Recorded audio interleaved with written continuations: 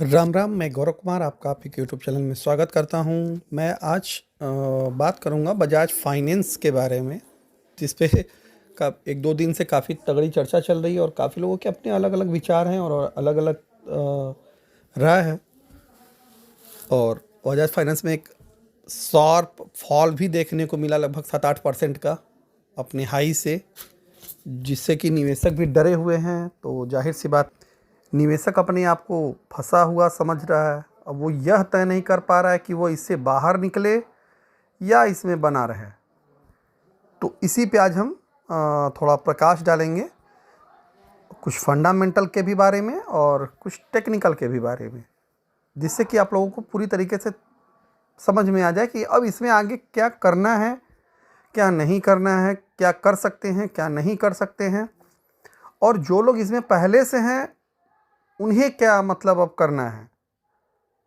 क्या उन्हें निकल जाना चाहिए सब कुछ बेच बाच करके, या फिर अभी बने रहना चाहिए और इंतज़ार करना चाहिए। तो अब पहले हम आते हैं बजाज फाइनेंस के फंडामेंटल पे। तो बजाज फाइनेंस एक एनबीएफसी कंपनी है, जिसके बारे में आप लोग अच्छे से जानते होंगे, मतलब non banking financial company. 4,16,000 crore का इसका मार्केट कैप है। ये क्रैश आने के पहले मतलब भारत की सबसे बड़ी एनबीएफसी कंपनी बजाज फाइनेंस ही है। करेंट प्राइस मतलब जिस डेट में ये वीडियो शूट हो रहा है वो लगभग 6700 के करीब है। अब उसमें 10-20 रुपये आगे पीछे ऊपर नीचे देख लीजिएगा आप लोग। स्टॉक पी 28.8 का है लगभग, मतलब मान लेते हैं 29 का स्टॉक पी है, और आरओई 22 और आरओसी 11.9, मतलब 12 का आरओई। ऑपरेटिंग प्रॉफिट मार्जिन लगभग 70% का है, काफ़ी अच्छा है। तो जाहिर सी बात है स्टॉक तो अच्छा है ही, क्योंकि लंबे समय में निवेशकों को इसने कई हजार % रिटर्न बना करके दिया है। और क्वार्टर ऑन क्वार्टर बेस पे इसका रिजल्ट भी अच्छा आया है। 14,164 करोड़ का इसके पहले क्वार्टर में, दिसंबर क्वार्टर में आया था इसका रिजल्ट, और 14,926 करोड़ का रिजल्ट मार्च क्वार्टर में आया हुआ है। और नेट प्रॉफिट भी 36,339 से 38,025 करोड़, मतलब लगभग 200 करोड़ की बढ़त इसके नेट प्रॉफिट में भी क्वार्टर ऑन क्वार्टर बेसिस पे है। अब हम ईयर ऑन ईयर बेसिस पे करते हैं, मार्च 2015 से लेते हैं। 5,392 करोड़ का धंधा इनका मार्च 2015 करोड़ 5,392 करोड़ का धंधा मार्च 2015 में था, और मार्च 2024 में 54,000 करोड़ का धंधा है, 55,000 करोड़। सोच लीजिए 10 गुना हो गया है वहाँ से शेयर। सेल्स मतलब रेवेन्यू उसकी 10 गुना बढ़ गई। प्रॉफिट 898 करोड़ का जो था वो बढ़ करके 14,451 करोड़।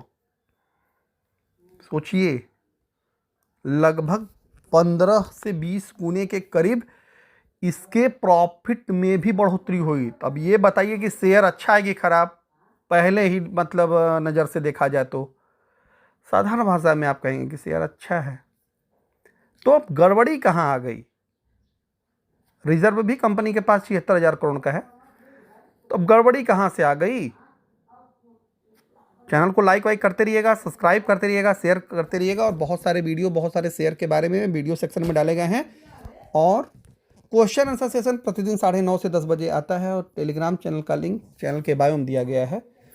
तो गड़बड़ी कहाँ से आएगी? गड़बड़ी आती है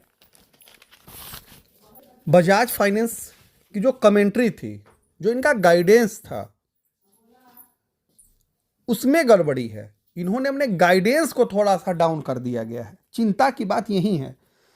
एयूएम जो इनका है वो बढ़ा है 26 से 28%, लेकिन इसके पहले वाले साल में इनका एयूएम लगभग 34% बढ़ता था ईयर ऑन ईयर।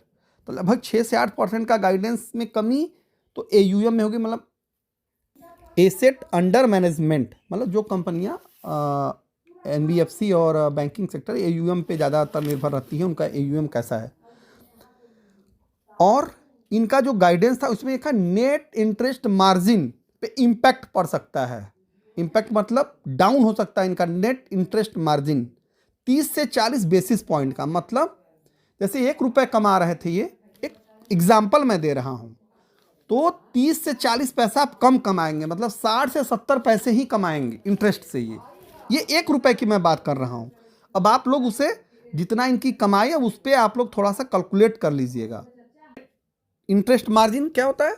जो कंपनियां जैसे एनबीएफसी या बैंक जो कर्जा देती हैं और फिर रिटर्न लेती हैं, तो उनका कर्जा देने लेने के बीच में जो वो इंटरेस्ट आता है उसी को इंटरेस्ट कॉस्ट मार्जिन कहते हैं। जैसे मैंने 100 रुपये पे कर्ज लिया और आपको 102 रुपये पे कर्ज दे दिया, तो मुझे क्या मार्जिन मिला? 2 रुपये का। यही इंटरेस्ट कॉस्ट मार्जिन है सामान्य भाषा में। और कॉम्प्लिकेटेड भाषा में भाई जानने के लिए कॉम्प्लिकेटेड चैनल देखिए।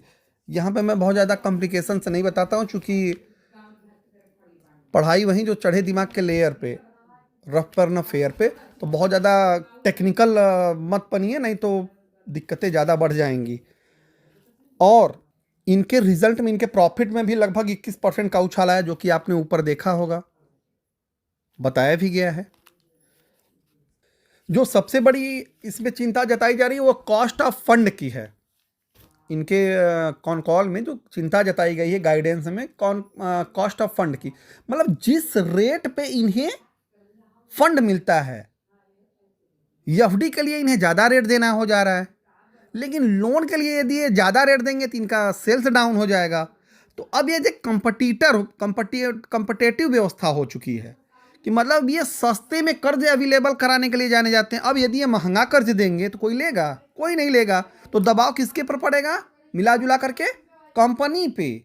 जैसे आप यदि किसी को कर्ज दे रहे हैं 2 से 3% पे लगातार, और अब आप उसे कहते नहीं भैया तुमको 6% पे देंगे, तो वो लेने वाला क्या क्या समझेगा कि वो आप अब उसे ठगना चाहते हैं। अब भाई कंपनी के पास 2 रास्ता, या तो अपने कस्टमरों को बनाए रखे या कस्टमर छोड़ दे। और ब्याज का धंधा, जितना कस्टमर उतना अच्छा। तो इसलिए जो कॉस्ट ऑफ फंड है इनका बढ़ रहा है। मतलब एक फंड के लेने में भाई वो कहीं ना कहीं से बारो करेंगे, फिर वो बारोइंग पे चलाएंगे उसे। ये बैंक तो है नहीं, एनबीएफसी है। तो कॉस्ट ऑफ फंड बढ़ेगा, फंड पे कॉस्ट बढ़ेगा तो जाहिर सी बात है इनके मार्जिन पे इंपैक्ट होगा, और वो इंपैक्ट होगा तो इनके प्रॉफिट पे भी इंपैक्ट डालेगा। और आने वाले 2 से 3 क्वार्टर इनके प्रॉफिट पे इंपैक्ट आने वाले क्वार्टर में देखने को मिल सकते हैं। अभी नहीं, आने वाले 2-3 क्वार्टर, मतलब 2025 तक के लिए इन्होंने अगले साल का जो गाइडेंस दिया है। अब हम आते हैं चार्ट पे।